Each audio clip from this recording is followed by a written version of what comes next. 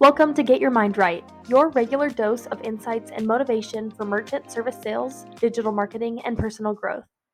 Hey folks, John Johnson here, and welcome back to Get Your Mind Right, the world's only podcast for payment technology and digital marketing professionals. Now, a couple of exciting events here that we have now. If you haven't heard, we've expanded to the Apple Podcast and Spotify platforms. You can still check us out on YouTube, but please like and subscribe to us on those platforms. Also, with every episode that we drop, we're getting more and more listeners and viewers. We're getting that because of you and word of mouth. Want to let you know I appreciate that a lot. So, we're kicking off a new series. This is by popular demand, and it's about handling and overcoming objections. This is really, really important because once the objections began, your sale has stopped. Now, a couple of things that we're not going to do here. We're not going to talk about every conceivable objection under the sun.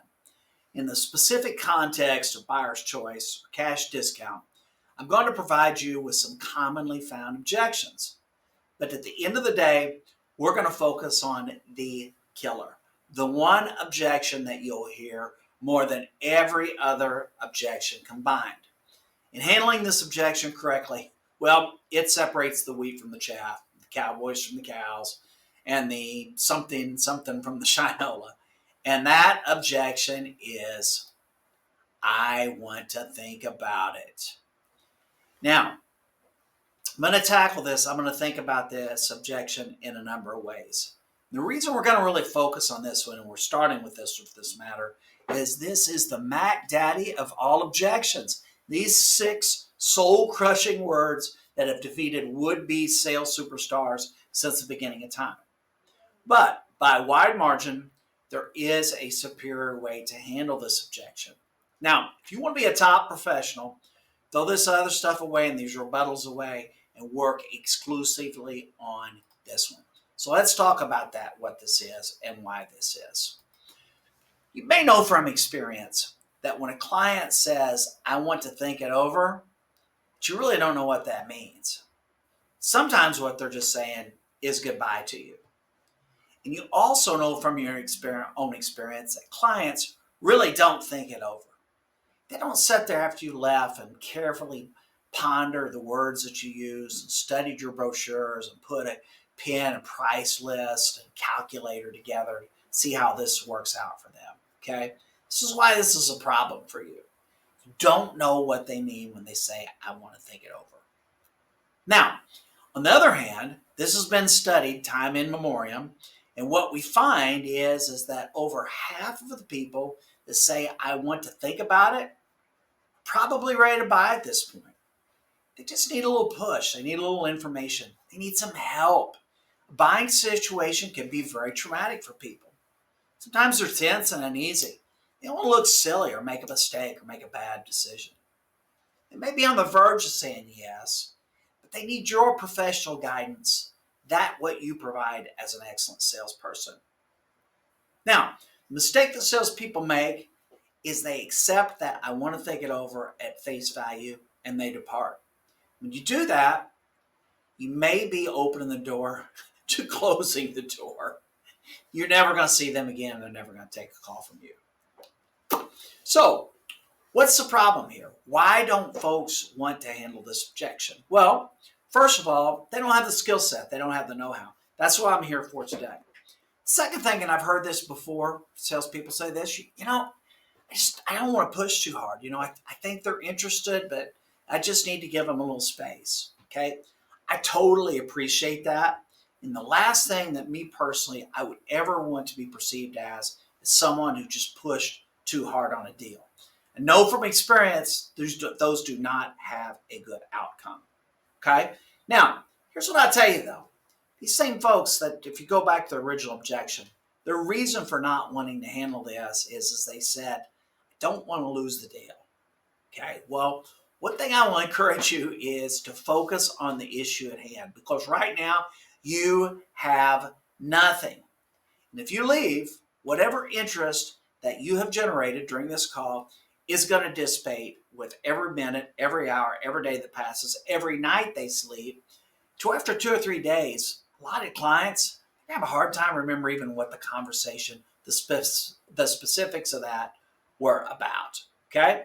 So, handling this objection and handling it the right way is very, very important.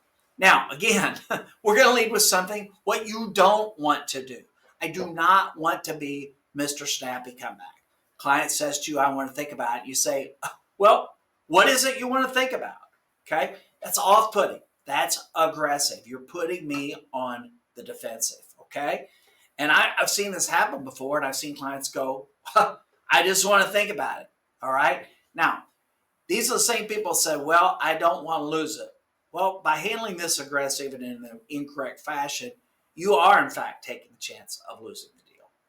So here's what I want to do. For you folks that are listening on a podcast, try to check this out on YouTube because your body language, your countenance, and your pace is very, very important here, okay?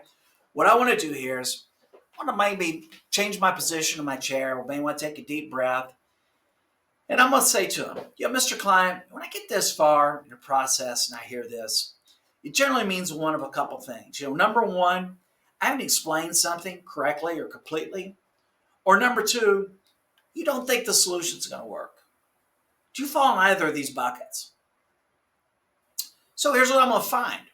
About 99% of the time, the client is going to respond to either Proposition 1 or Proposition 2. Completely get away from the I want to think about it. Okay? Now, the other thing that I'm doing that's so important here is I'm not putting my client on the defensive. Think back to what I said. I've not explained the solution correctly or completely. Okay? Am I putting this on my client's lack of understanding or lack of perception? No. Completely putting this on myself. And I'm telling them from my experience, this is what I have learned. I didn't explain it completely or correctly. Hey, by the way, this is 100% true.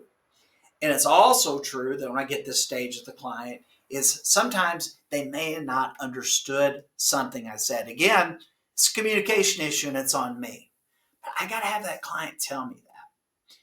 The second thing is they don't think the solution is going to work. Folks, here's what I'm going to tell you. They respond to either one of these buckets of issues here. Guess what? I'm back in business, okay? I'm not going to leave with it. I'm going to think about it. I'm going to call you a week, 2 weeks, 2 months, 2 years, 2 decades, okay? I'm getting to the heart of the matter, and I'm peeling back the real objection here. That's all the time we have for today. Thanks for tuning in. Come back on Friday. We've got Mailbag Friday where we're going to take your questions, your calls, your issues that you sent in. But we'll be back with the second installment of this series on Monday. See you on Friday.